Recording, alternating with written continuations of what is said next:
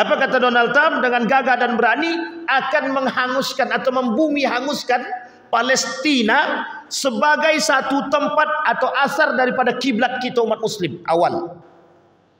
Kata Donald Trump, kami akan hancurkan Gaza sehancur-hancurnya. Termasuk kami akan hancurkan kelompok yang mendukung. Bapak Ibu, Donald Trump adalah simbol yang disampaikan oleh Nabi dalam hadis ini. Tahu Bapak Ibu saya maksud simbol? Simbol kekuatan manusia-manusia di Eropa hari ini yang ingin menghancurkan Islam adalah Amerika. Siapa kepalanya Bapak Ibu? Donald Trump. Donald Trump hari ini menjadi tangan kanan Yahudi yang berdiri paling utama untuk menghancurkan simbol Islam.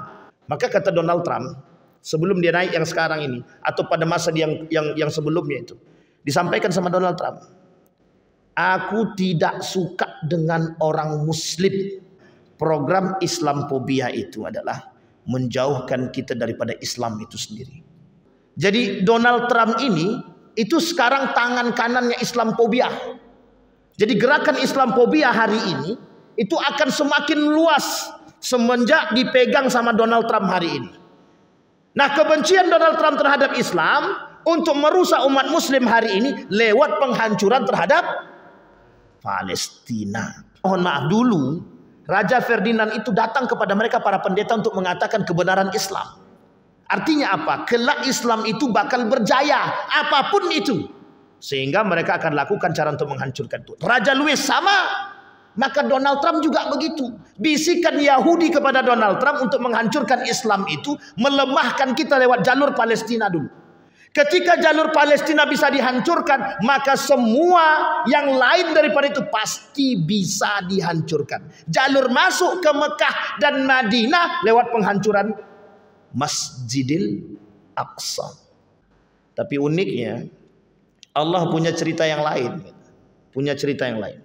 Makanya Bapak Ibu, kalau kita harus yakin dengan ayat yang Allah katakan. Apa kata Allah? Kataballahu la aghlibanna ana wa rusuli, kata dia. Innallaha qawiyyun aziz. Pasti akan ku menangkan, kata Allah. Umat muslim itu pasti menang. Memang pasti menang, tapi kapannya itu yang menjadi masalah. Dalam perang Malhamah menang umat muslim. Dalam perang melawan Yahudi menang umat muslim. Tapi tidak tahu kapan. Makanya mohon maaf, dalam riwayat yang lain dikatakan itu kelak Palestina ini itu akan berjaya pada masanya. Kapan berjayanya? Akan muncul nanti tentara-tentara berjubah putih yang akan menyerang tentara-tentara Israel itu.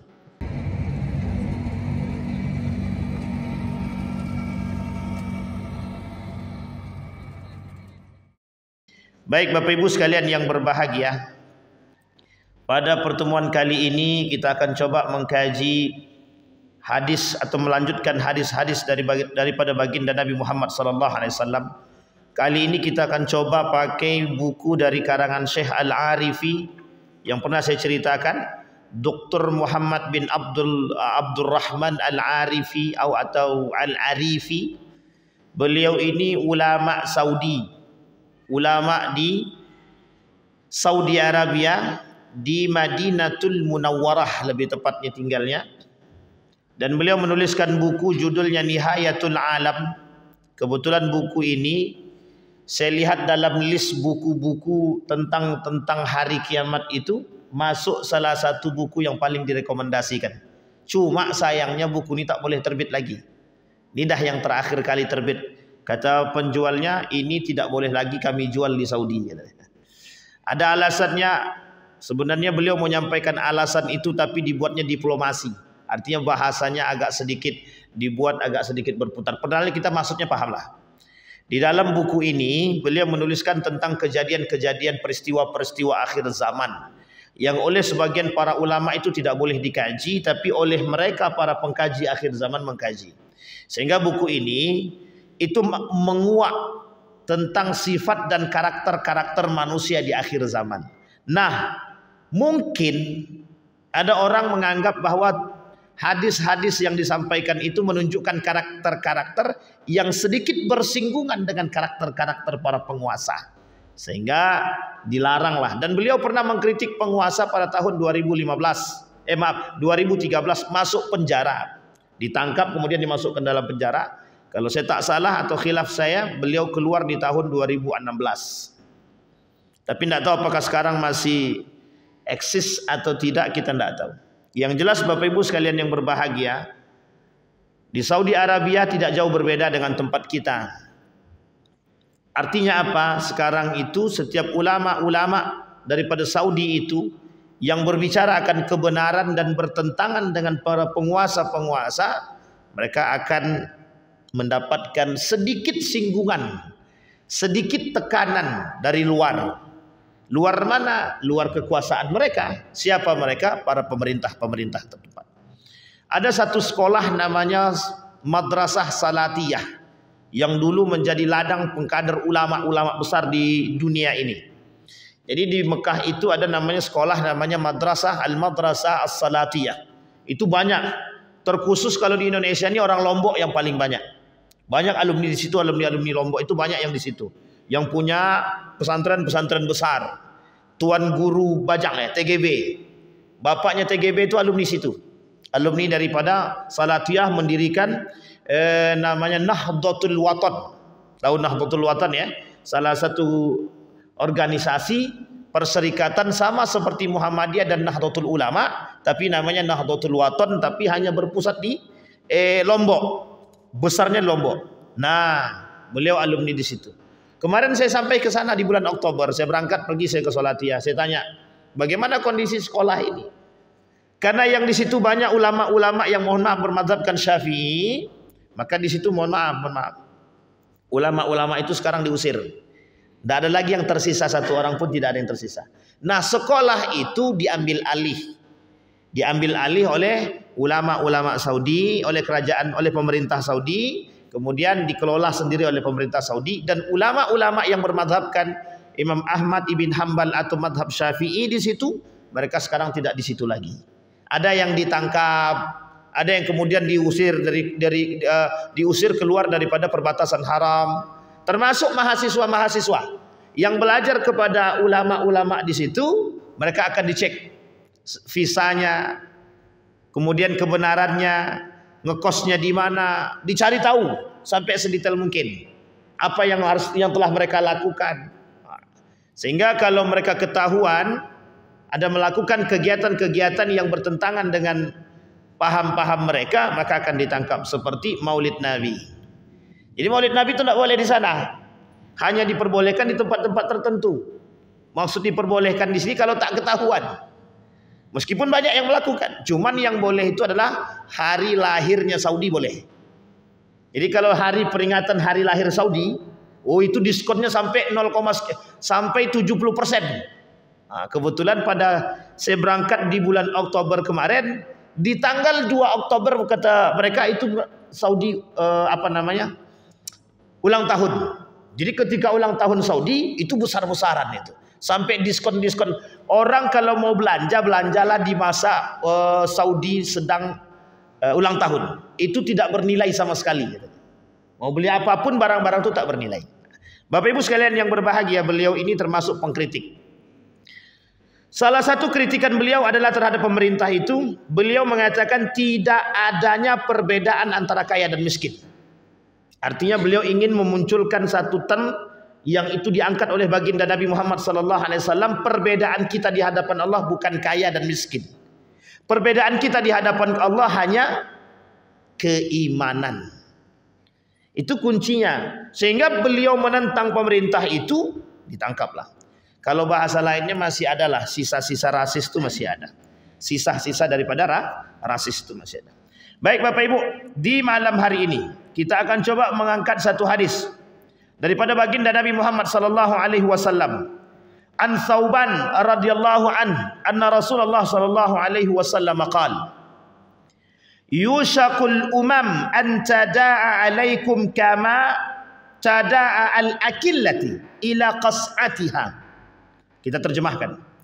Kata Nabi Muhammad sallallahu alaihi wasallam dari Thauban, yushakul umam an tada'a alaikum kama tada'a al-akillah ila qas'atiha. Kelak kalian para manusia umat muslim, kata Nabi, akan dikeroyok oleh banyak-banyak orang atau banyak kelompok seperti kelompok itu ingin memangsa kalian ketika mereka dalam keadaan lapar. Jadi berkumpul para orang-orang yang berada di sekitar kita ingin memakan kita seperti mereka dalam keadaan sangat lapar. Maksudnya bagaimana itu? Jadi kalau sudah sangat lapar itu, kita ambil contoh satu makanan satu piring, kita taruh di depan, itu maka kucing akan berebut ingin memakan piring tersebut. Nah, piring itu adalah umat muslim, yang merebut ingin memakan kita adalah orang-orang yang menjadi musuh kita. Masih ingat ya Bapak Ibu ya? Kata Nabi, itu mereka berkumpul tuh. Berkumpul ingin memangsa kita seolah-olah kita ini mangsa yang sangat-sangat harus dimakan. Kemudian Nabi lanjut. Faqala qail, kata sahabat, seorang sahabat bertanya kepada Nabi. Min qillatin nahnu yauma idzin. Apa ketika itu kami sedikit ya Nabi? Qala bal antum yauma idzin katsir. Enggak, kata Nabi, kalian waktu itu banyak. Walakinnakum ghusa'un ka ghusa'is sail. Kalian seperti buih di lautan, kata Nabi, yang mengalir saking banyaknya jumlah kalian.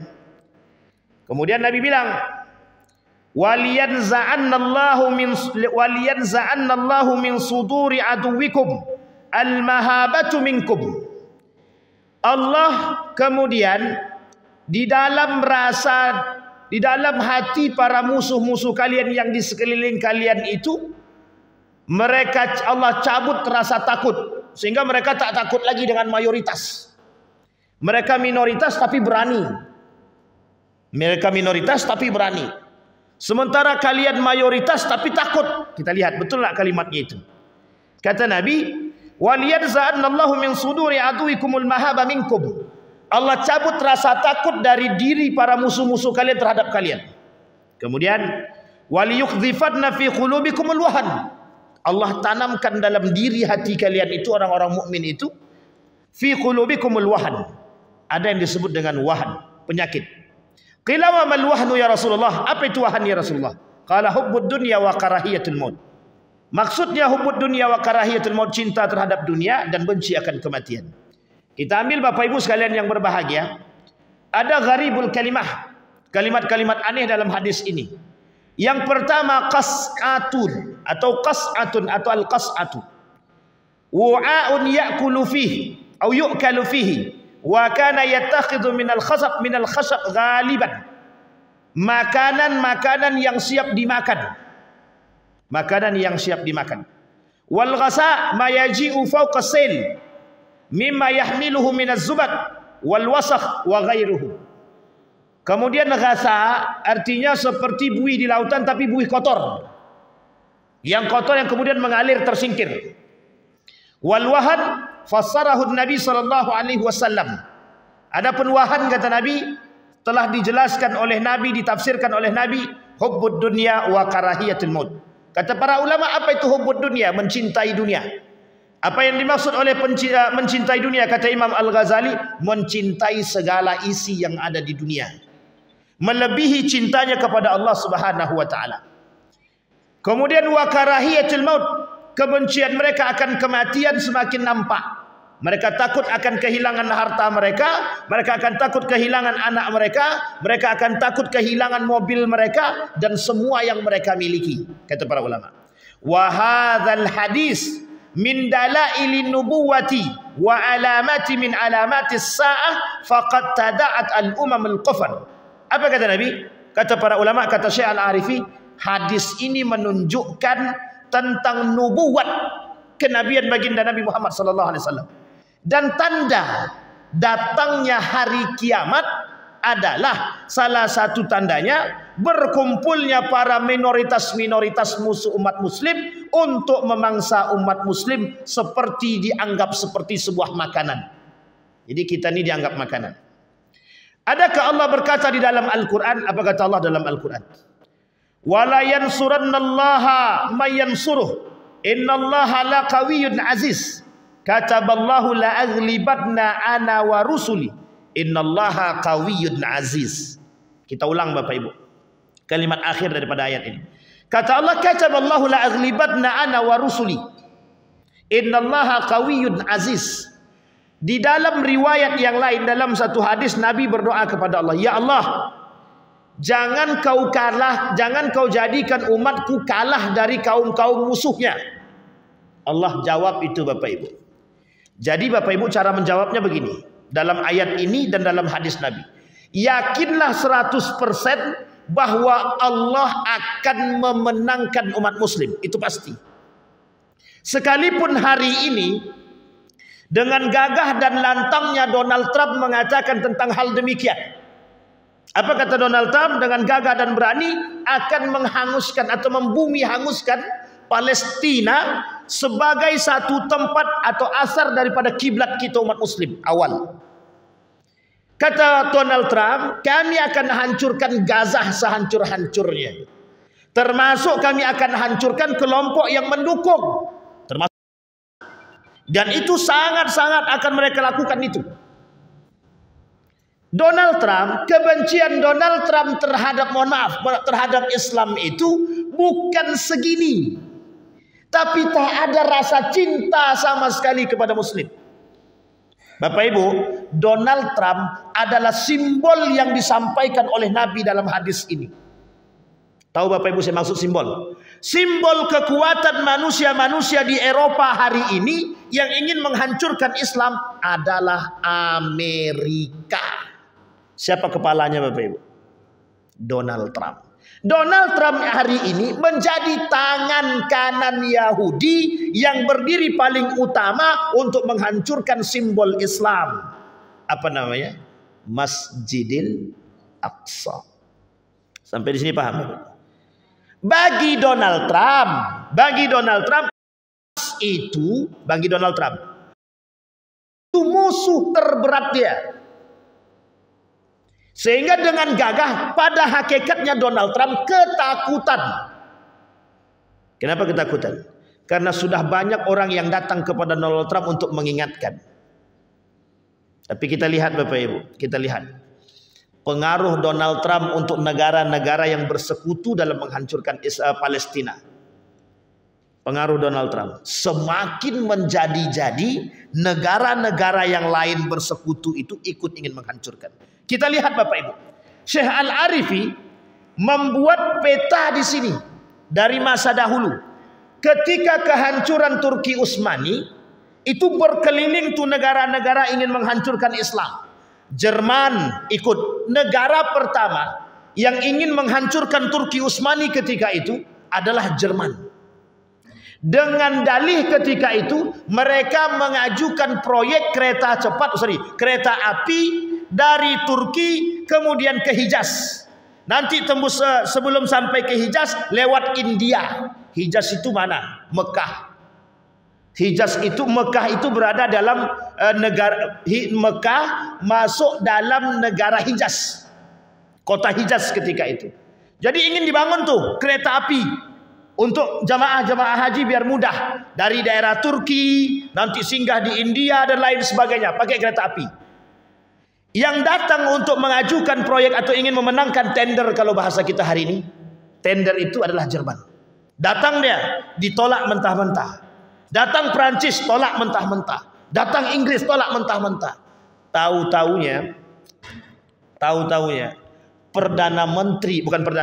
menteri daripada Turki Utsmani tadi, kalau bahasa kitanya menteri itu tahu-taunya sudah dalam diam-diam membangun satu komunikasi dengan salah satu negara yang dia jadikan tempat kawan untuk berdiskusi adalah Jerman. Yang mohon maaf, menteri tadi sudah disediakan suap. Sampai di sini paham? Sehingga menteri ini goyang kenapa? Dikasih suap, dikasih duit. Ini keuntungan buat Anda sekian. Saya kira, mohon maaf Bapak Ibu ya, kita tidak merujuk kepada kasus kita di Indonesia ya, karena di Indonesia kasus kereta api kan masih kelihatan tuh antara Cina dan Jepang. Mana yang diterima? Cina. Kenapa nggak Jepang? Jepang itu biaya hemat, kereta cepatnya bagus, tapi kenapa yang diambil Cina? Ini ada kaitannya sama ini sama. ketika Jerman mengajukan itu proposal, ditolak mentah-mentah sama Sultan Abdul Hamid. Ketika Prancis maju sendirian, ditolak mentah-mentah. Ketika Inggris maju, ditolak mentah-mentah. Akhirnya apa? Kerjasama ketiga-tiganya.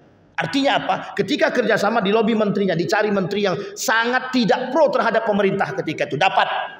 Akhirnya mau tidak mau, tekanan yang dilakukan kepada Sultan Abdul Hamid adalah hutang. Ini sama politiknya, Pak. Politiknya Jerman, Inggris, Prancis ketika itu sama. Dibuatlah Turki Utsmani ini punya hutang. Sehingga salah satu untuk menyelesaikan hutang tadi dengan program ini. Mau tidak mau, akhirnya apa? Sultan Abdul Hamid meng-ACC-kan. Kenapa tekanan hutang? Besok kita begitu, Pak. Kalau tukang hutang kita banyak, tekanannya tekanan hutang. Bapak Ibu kalau tahu BLBI itu begitu kasusnya. Kata bantuin BLBI itu dari IMF itu, kalau tak sanggup kalian bayar hutang, bayar 2 kali lipat gitu. Pada tempo yang ditentukan ternyata tidak selesai, disuruh bayar 2 kali lipat. Makanya hutang kita sampai sekarang nggak selesai itu. Tidak akan selesai, Pak, tidak akan selesai. Siapapun presidennya nggak akan selesai. Kenapa kita katakan hutang itu berlipat terus? Dan itu tekanan. Sama, Jerman memberikan hutang itu, memberikan pinjaman hutang kepada Turki Utsmani ketika itu. Itulah yang menyebabkan salah satu titik kelemahan pertama dari eksternal yang terjadi kepada Turki Utsmani. Bayangkan cara mereka melemahkan umat Islam masuk dalam jalur ekonomi pada jalur fasilitas. Coba, kita ketika itu tidak punya kekuatan, Pak. Makanya kalau sekarang ini ada umat muslim yang pandai buat mobil, buat pesawat, buat kereta api, dukung, Pak, dukung. Tapi setelah didukung dibeli. Jangan didukung tapi tak dibeli. Nah, itulah yang terjadi dengan HP kita sekarang. HP produk Indonesia. Tak ada yang mau beli satu pun. Satu pun tak ada yang mau beli. Akhirnya apa? Mohon maaf ya, kalah saing, Pak. Kalah saing. Sampai di sini bisa dipahami ya Bapak Ibu. Baik, kembali kepada poin tadi. Berkumpul tuh, Pak. Perancis, Inggris habis, Pak. Singkat cerita, Turki Utsmani lemah. Kita umat muslim dibuat begitu hari ini. Amerika itu tidak berdiri sendiri. Amerika dalam membenci umat Islam tidak berdiri sendiri. Saya ambil poin pentingnya dari sisi agamanya. Dibangunlah yang disebut dengan kelompok Islamophobia. Islamophobia ini Bapak Ibu itu dibentuk untuk membenci umat muslim. Cara mereka melakukan kebencian terhadap umat muslim, mereka lihat wajah-wajah umat muslim itu. Mana yang berjenggot, mana yang berpakaian Islami, itu semua akan mereka caci, Pak. Semua akan mereka cerca. Itulah memang tujuannya begitu. Jadi kebencian mereka terhadap Islam itu baik dari agamanya, dari sisi nilainya, dari sisi akhlaknya, dari sisi fasilitasnya semua. Maka kata Donald Trump sebelum dia naik yang sekarang ini atau pada masa yang sebelumnya itu disampaikan sama Donald Trump. Aku tidak suka dengan orang muslim. Bayangkan Bapak Ibu. Itu pernyataan langsung. Jadi Donald Trump ini itu sekarang tangan kanannya Islamophobia. Jadi gerakan Islamophobia hari ini itu akan semakin luas semenjak dipegang sama Donald Trump hari ini. Nah, kebencian Donald Trump terhadap Islam untuk merusak umat muslim hari ini lewat penghancuran terhadap Palestina. Tapi uniknya Allah punya cerita yang lain. Punya cerita yang lain. Makanya Bapak Ibu, kalau kita harus yakin dengan ayat yang Allah katakan. Apa kata Allah? Kataballah la aghlibanna ana wa rusuli, kata dia. Innallaha qawiyyun aziz. Pasti akan kumenangkan, kata Allah. Umat muslim itu pasti menang. Memang pasti menang, tapi kapannya itu yang menjadi masalah. Dalam perang Malhamah menang umat muslim. Dalam perang melawan Yahudi menang umat muslim, tapi tidak tahu kapan. Makanya mohon maaf, dalam riwayat yang lain dikatakan itu kelak Palestina ini itu akan berjaya pada masanya. Kapan berjayanya? Akan muncul nanti tentara-tentara berjubah putih yang akan menyerang tentara-tentara Israel itu. Nah, wallahu alam apakah itu kan kita nggak tahu. Itu tergantung, bisa jadi kan begitu, bisa jadi gitu. Ketakutan mereka terhadap kelompok-kelompok ini, mohon maaf Bapak Ibu, kalau kita mengkaji tadi, itu kelompok-kelompok yang sangat ditakuti oleh negara-negara Eropa. Sangat ditakuti. Kenapa Bapak Ibu? Tahu alasannya? Satu saja Bapak Ibu. Tidak punya rasa takut akan kematian. Itu saja. Makanya mohon maaf Bapak Ibu, yang diredupkan dari diri muslim itu apa? Semangat jihad. Sekarang saya tanya, kita kumpulkan nih umat muslim nih. Siapa di antara umat muslim Indonesia yang berani datang ke Palestina untuk jihad? Dari 100 orang itu mungkin kalaupun ada 1 orang. Itu kalaupun ada. Tapi kalau mereka itu jangan ditantang Pak, jangan ditantang. Tak kita tantang pun mereka bakal datang. Begitu dia, memang sama. Tak lagi. Makanya mohon maaf, ketika ulama mengatakan tentang itu, mereka itu tentara tanpa rasa takut, urat nadinya adalah tak ada, gitu deh. Kita ambil contoh saja kalau di Indonesia ini Habib Rizik, tekanannya kematian, tidak ada rasa takut mati, sudah tidak takut mati dia, mati pun tak ada masalah, gitu deh. Cuman kan kita tidak punya lagi seperti itu, gitu. Sampai di sini paham ya Bapak? Ini bukan masalah apa, tapi memang keadaannya begitu, kenyataannya. Kata Nabi, kita ini seperti umat orang, kita ini umat muslim, kelak banyak kata Nabi, cuman tidak ada yang berani semua, penakut, lemah kita. Kelemahan kita cuman itu saja. Kita tak berani, lemah kita tak berani mengatakan kebenaran, kita tak berani menegur orang yang salah, kita tak berani melawan kesalahan, kita tak berani menegur orang-orang yang jelas-jelas melakukan kesalahan. Bahkan mohon maaf, saking lemahnya kita, justru kita takut kehilangan harta yang kita miliki. Coba bayangkan Pak. Dan itu penyakit Bapak Ibu. Dan Nabi sudah katakan, kata Nabi, penyakit itu yang akan melanda umatku kelak. Sehingga Bapak Ibu sekalian yang berbahagia, program Islamophobia itu adalah menjauhkan kita daripada Islam itu sendiri. Programnya Islamophobia menjauhkan kita daripada Islam itu sendiri. Donald Trump adalah simbol kebencian. Ini tersebut namanya bang tak apalah ya. Donald Trump itu adalah simbol kebencian. Kebencian siapa? Kebenciannya orang-orang Barat terhadap nilai Islam itu sendiri. Maka apapun akan mereka lakukan untuk menyingkirkan Islam. Kita rujuk Bapak Ibu. Dulu bukan Donald Trump yang jadi pegangan. Dulu bukan Amerika. Tapi dulu yang dipegang adalah Ratu Inggris. Tahu Bapak Ibu Ratu Inggris? Siapa? Elizabeth. Yang kedua, Raja Ferdinand. Tahu Raja Ferdinand? Itu pegangan Pak. Dua ini kalau nampak umat muslim lebih parah daripada Donald Trump. Kalau nampak umat muslim, tengok telinganya. Kalau bersih telinganya muslim, bunuh. Lebih parah itu. Bukan genosida lagi. Asal nampak saja, kalau ada yang bersih, ditengok, tanya muslim atau bukan. Kalau perlu tengok telinganya. Kalau bersih dia bunuh, pasti muslim itu. Itu lebih berbahaya. Tahu Bapak Ibu alasannya apa? Kebencian terhadap Islam. Kenapa? Karena datang kepada mereka seorang pendeta yang dianggap ahlul kitab mengatakan bakal berjaya Islam di kemudian hari. Itulah ketakutannya kaum Yahudi yang hari ini menjadi dasar bagi mereka untuk terus memerang Islam. Bapak Ibu, di dalam kitabnya Yahudi, di dalam kitab Talmud itu sudah ada penjelasan tentang agama kita, Pak. Agama yang benar itu ada. Di dalam ahlul kitab, orang-orang ahlul kitab itu mengerti agama yang benar itu agama yang mana tahu. Maka mohon maaf, dulu Raja Ferdinand itu datang kepada mereka para pendeta untuk mengatakan kebenaran Islam. Artinya apa? Kelak Islam itu bakal berjaya apapun itu. Sehingga mereka akan lakukan cara untuk menghancurkan itu. Raja Louis sama. Maka Donald Trump juga begitu. Bisikan Yahudi kepada Donald Trump untuk menghancurkan Islam itu, melemahkan kita lewat jalur Palestina dulu. Ketika jalur Palestina bisa dihancurkan, maka semua yang lain daripada itu pasti bisa dihancurkan. Jalur masuk ke Mekah dan Madinah lewat penghancuran Masjidil Aqsa. Jadi kalau dah hancur Palestina Bapak Ibu, sudah hancur Masjidil Aqsa itu, Makkah Madinah itu bentar saja Pak. Selesai itu Pak. Kita lihat sekarang. Betul enggak di Saudi itu bagi apa? Seperti apa Saudi itu sekarang? Kita tidak menjelekkan Saudi, tapi mereka yang menjelekkan diri mereka sendiri. Bapak Ibu boleh lihat sekarang apa yang terjadi di sana. Di sana itu sudah sangat liberal. Sangat-sangat liberal. Hanya saja dua kota suci masih Allah jaga. Madinah dan Makkah masih Allah jaga. Masih ada orang-orang yang mohon maaf sempat ada, meskipun tidak banyak, tapi sudah mulai. Di Masjidil Haram, bukan di Masjidil Haram, di tanah suci itu, dulu kita tidak akan, susah sekali melihat perempuan nampak rambutnya. Kalau sekarang sudah mulai nampak sedikit demi sedikit.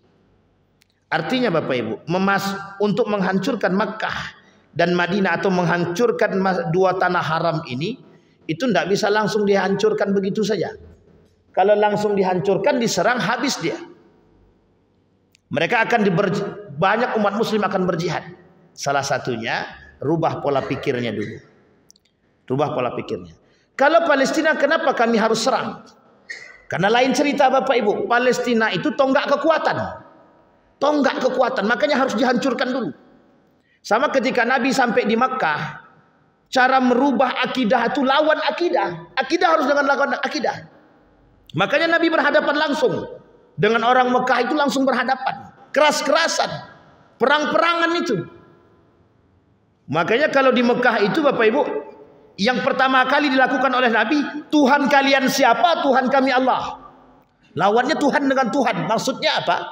Itu perang Tuhan. Nabi tak suka, kata, dalam agama kami tidak ada yang menyembah patung, diserang langsung. Maka berlawanan Pak semua. Tapi apa yang terjadi? Pada hakikatnya umat muslim bisa berhasil dalam penaklukan kota Mekah, Fathu Makkah. Habis tanpa pertumpahan darah. Singkat cerita Bapak Ibu, ketika di Madinah tidak begitu caranya. Di Madinah itu, untuk menghancurkan orang Madinah itu, karena semua sudah muslim, dibangun dengan kekuatan oleh baginda Nabi Muhammad SAW. Apa yang dilakukan oleh mereka untuk menghancurkan Islam di Madinah? Lewat jalur kaum-kaum munafik. Yahudi ada, tapi tak kuat. Nasrani ada, tapi tak kuat. Terus bagaimana caranya melemahkan? Dibangunlah kelompok munafik. Tahu Bapak Ibu kelompok munafik maksud saya? Masuk Islam secara terpaksa mereka. Akhirnya apa? Punya kelompok. Nabi masih hidup, mereka sudah eksis. Nabi masih hidup. Setelah Nabi meninggal, semakin eksis. Kapan nampak eksisnya lagi? Setelah meninggalnya Umar bin Khattab. Semakin eksis kaum-kaum munafik itu. Itu Madinah Pak. Sekarang seperti itulah yang akan mereka lakukan. Untuk menaklukkan itu, buat dulu orang-orang ini jauh daripada nilai-nilai keislaman. Dibuat dulu jadi orang-orang munafik dulu. Dibuat dulu orang-orang yang cinta akan dunia dulu. Bapak Ibu boleh lihat. Semenjak minyak ditemukan, semenjak itulah kekuasaan di negara timur itu menjadi-jadi. Lihat Qatar, lihat Dubai, lihat Oman, pokoknya Uni Emirat Arab termasuk Saudi Arabia. Semenjak ditemukan minyak, semenjak itulah mereka menjadi negara adikuasa. Coba bayangkan. Sekarang $1 berapa rupiah? $1 berapa? 15.000. 15.000 cuman. Kemudian pound sterling kita ambil paling tinggi 30.000. Di Oman itu Pak, di Oman itu 40.000 itu baru 1 rialnya Oman. 1 rialnya Oman 40.000. Lebih tinggi dari pound sterling, lebih tinggi daripada dolar. Coba bayangkan. Kurang kaya apa mereka? Kurang kaya apa? Apa yang tidak ada di situ Pak? Tidak ada Pak, ada semua. Qatar, Kuwait, Dubai dan lain sebagainya kurang kaya apa? Kaya Pak. Caranya betul. Dibuat mereka terlena dengan nilai-nilai demikian. Dibuat mereka terlena dengan dunia. Nabi kata wahan, cinta akan dunia. Dibuat dulu kenikmatan dunia. Pertanyaannya adalah, ketika Bapak ke Dubai, apakah Bapak semua melihat orang muslimnya begitu-begitu baik semua? Secara pandang baik. Tapi lihat tempat-tempat hiburannya Pak. Kurang apa tempat hiburannya? Tempat hiburan terbaik dan terbagus di dunia. Salah satunya ada di mana? Dubai. Tempat hiburan. Yang datang ke situ siapa? Perempuan tanpa kerudung. Muslimkah muslim? Coba bayangkan Pak. Artinya apa? Perkataan Nabi itu terbukti. Cara melemahkan umat muslim adalah untuk menghancurkan umat muslim dengan melemahkan muslim. Setelah dilemahkan umat muslim dari cintaan mereka terhadap dunia, baru dibangun kelompok. Dulu Islamophobia itu tidak ada Pak. Tidak ada. Setelah nampak kelemahan umat muslim baru dibangun. Dibangunlah Islamophobia, kebencian. Secara nyata kami benci terhadap Muslim, katanya. Nah, tonggaknya sekarang Donald Trump. Makanya Donald Trump dengan gagah berani ketika dia berani mengambil alih ke pemerintahan negara Amerika Serikat ini, dengan gagah berani dia katakan dia menentang Islam. Coba bayangkan. Nah, Bapak Ibu sekalian yang berbahagia, kita yang harus sadar sekarang. Kita yang harus sadar. Bagi Amerika kita ini budak. Bagi Amerika kita ini budak. Jangan salah, Pak. Kalaupun kita berkoar-koar, bagi Amerika biarkan aja tikus-tikus itu berkoar-koar. Tahu Bapak Ibu maksud saya apa? Saking lemahnya kita. Kalau dikasih makan selesai itu. Dikasih duit selesai. Begitukah kita? Kembali kepada poin kita tadi Bapak Ibu. Cara mereka melemahkan Islam. Serius Bapak Ibu. Sangat serius sekali. Inilah program mereka. Cara menentukan Islam. Maka Nabi kata. Di dalam hadis Nabi. Kelemahan umat muslim terletak pada satu aspek saja. Mereka cinta terhadap dunia dan benci akan kematian. Makanya Bapak Ibu sangat nampak di jiwa umat muslim hari ini. Semangat jihad itu tidak ada. Semangat jihad itu tidak ada. Udahlah biarkan aja lah. Itu kan haknya dia. Biarkan ajalah mereka bangun tempat beliar di situ, tidak apa-apa. Tuh mereka juga cari makan. Biarkan ajalah dia jual khamar, tidak apa-apa, kan dia cari makan. Kita kan semua biarkan aja. Biarkan aja dia jadi prostitusi, itu kan urusan jadi jadi pelacur, itu kan urusan dia dengan Tuhan. Begitukah umat muslim? Tidak, kata Nabi. Salah satu penyebab kehancuran umat muslim adalah hilangnya simpati dan empati dari diri umat muslim itu sendiri. Maka tak salah Bapak Ibu ketika Nabi mengatakan 3 poin yang akan menghancurkan umat muslim. 3 kata dia. Satu di antara 3 tadi, hilangnya rasa simpati dan empati umat muslim terhadap muslim yang lain. Aspeknya apa? Jihadnya tak ada lagi. Kita tak ada lagi semangat jihad. Ketika perintah jihad, ayo jihad. Tidak semuanya Pak mau berjihad. Tidak semuanya mau. Pada masa Nabi terjadi. Ketika diajak perang dalam perang Tabuk, ada seorang pemuda yang nggak mau berperang. Ketika dilecehkan oleh perempuan baru dia keluar. Ketika dia setelah keluar dari rumah, dia bengis seperti orang yang paling galak dalam berperang. Sahabat kagum.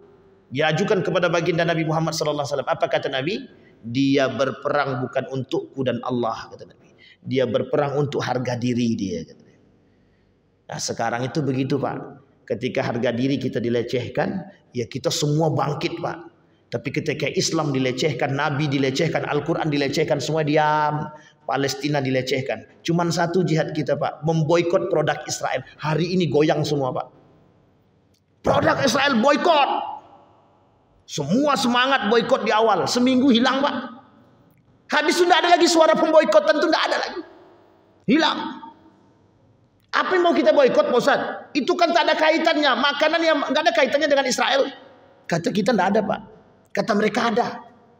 Jihad kita yang paling nampak itu cuma itu saat ini Pak. Mendoakan kami sudah cukup Pak Ustaz. Betul, doa cukup. Tapi kalau seandainya senjata mereka tetap masih banyak, tetap akan mereka lakukan Pak. Tetap akan mereka perang. Sampai kiamat pun mereka tidak akan pernah senang terhadap kita Pak. Sampai kiamat Pak.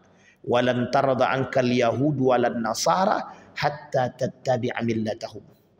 Mereka tidak akan pernah senang kepada kita sampai kita ini mengikuti mereka. Dan itu disampaikan oleh kaum orientalis sendiri. Kami tidak menginginkan kalian keluar daripada Islam, tapi kami ingin buat kalian terombang-ambing dari agama kalian sendiri.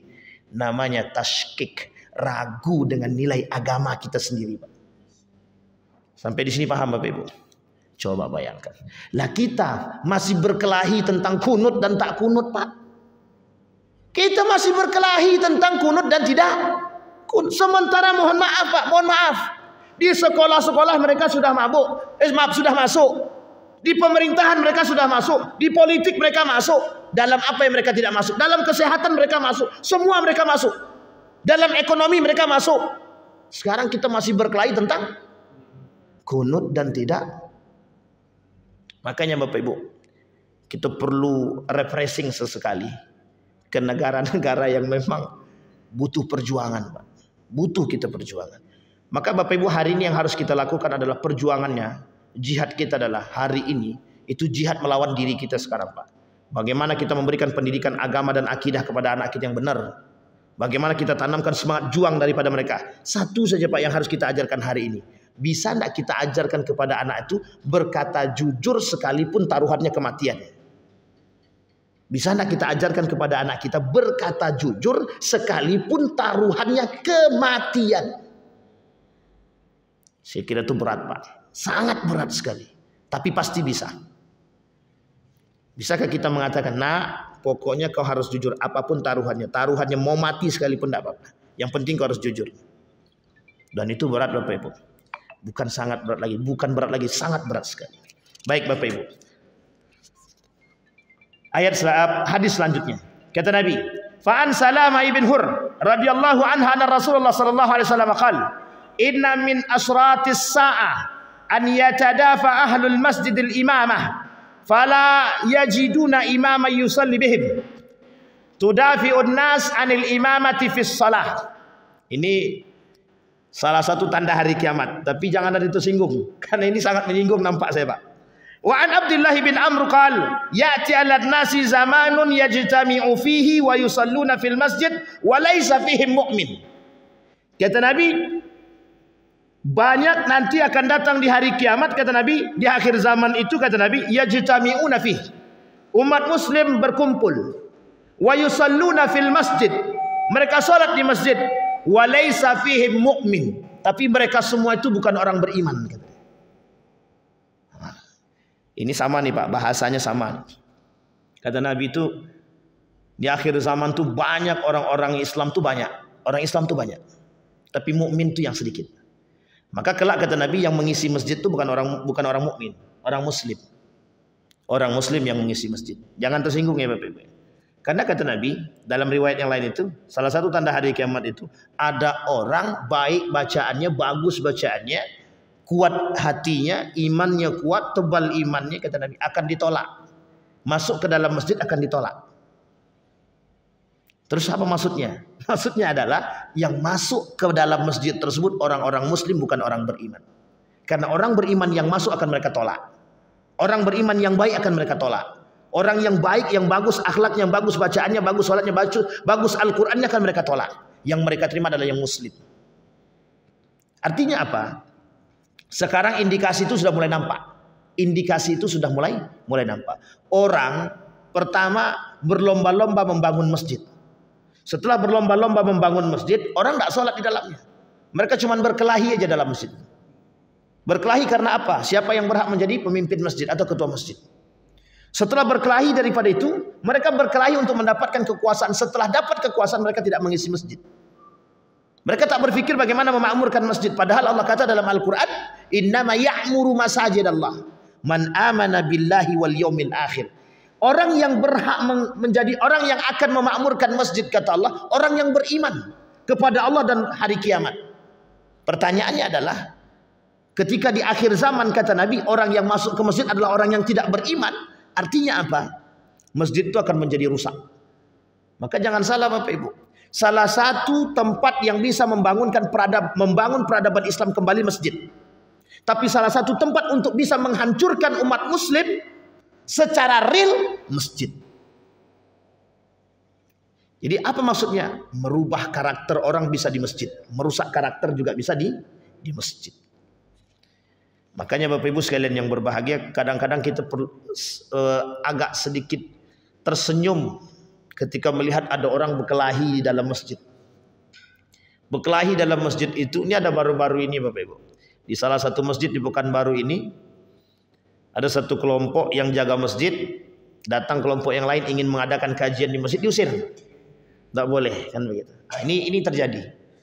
Dan wallahu alam, sebenarnya kita lihat kasus ini sebenarnya sederhana saja, Pak. Komunikasi. Tidak ada saling memahami antara satu dengan yang lain, itu yang pertama. Yang kedua, selalu menganggap benar di antara masing-masing. Yang terjadi apa? Mohon maaf, tidak ada persatuan. Kata kaum kafir, kami punya dana, you mau dana, ambil nih duit, bangun masjid. Bangun masjidmu, bangun masjid mereka. Sekarang kalian berkelahilah kalian sesama kalian. Itu yang terjadi, Pak. Ada masjid bersampingan, Pak, cuman beda, mohon maaf, cuman beda tembok. Satu masjid, itu beda tembok, Pak. RT-nya sama, RW-nya sama. Cuman beda tembok. Tapi uniknya, masjid ini punya kami, masjid ini punya kami. Jadi mereka nggak bersatu itu. Coba bayangkan. Maka mohon maaf Bapak Ibu, banyak orang masuk masjid itu tidak ada lagi rasa imannya. Ini kan masjid aku, yang punyanya aku. Pertanyaannya, ini rumah kalian apa rumah Allah? Kan begitu bahasa kita sekarang. Orang memahami masjid itu bukan lagi rumah Allah. Orang memahami masjid itu rumah kelompok, bukan rumah Allah. Kalau kita pahami masjid ini rumah Allah, siapapun berhak bersujud kepada Allah. Bahkan di dalam masjid ini tidak ada namanya bupati, gubernur, siapapun dia tak ada. Semua sama. Untuk melihat toleransi tertinggi di mana? Di masjid. Untuk melihat simpati di mana? Di masjid. Untuk melihat perhatian tinggi umat muslim di masjid. Kalau di masjid ini jadi sarang daripada mohon maaf kerusakan, bisa. Memang begitu. Pusat peradaban masjid. Nabi yang dibangun pertama kali apa? Sampai di ketika Nabi sampai di Kuba, apa yang dibangun oleh Nabi? Masjid. Namanya Masjid Kuba. Kuba itu nama tempat. Sampai Nabi ke Kuba, Nabi bangun masjid, namanya Masjid Kuba. Yang dibangun oleh Nabi masjid, untuk apa? Itu salah satu tempat untuk membangun peradaban. Dari sini Bapak Ibu muncul. Sekarang masjid banyak, tapi bukan tujuannya untuk itu. Maka Bapak Ibu sekalian yang berbahagia, kita berharap kepada para pengurus masjid, manfaatkan masjid ini sebaik mungkin memang untuk membangun peradaban, persatuan terkhusus itu.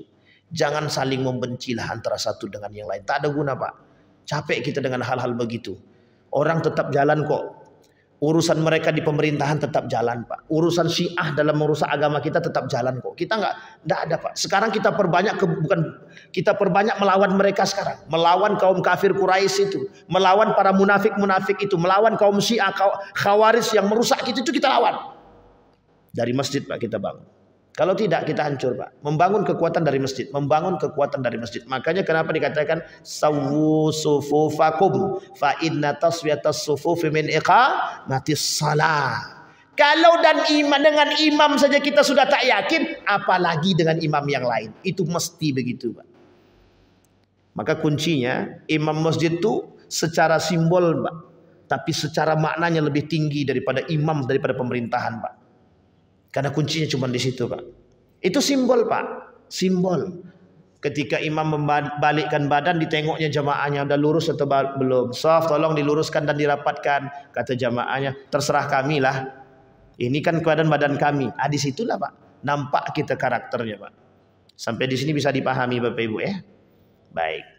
Baru 2 hadis. Hadis pertama tadi kita sampaikan tentang umat muslim lemah. Yang kedua, kita umat muslim ini nanti akan banyak di akhir zaman itu yang masuk ke masjid tapi mereka bukan mukmin, hanya muslim. Ingat, muslim tapi bukan mukmin. Kita berdoa kepada Allah, mudah-mudahan bukan kita orang-orang tersebut. Kita berdoa kepada Allah, Allah tetapkan thubut iman kita. Allah tetapkan iman kita agar bisa tetap istiqamah menjadi manusia yang beriman kepada Allah.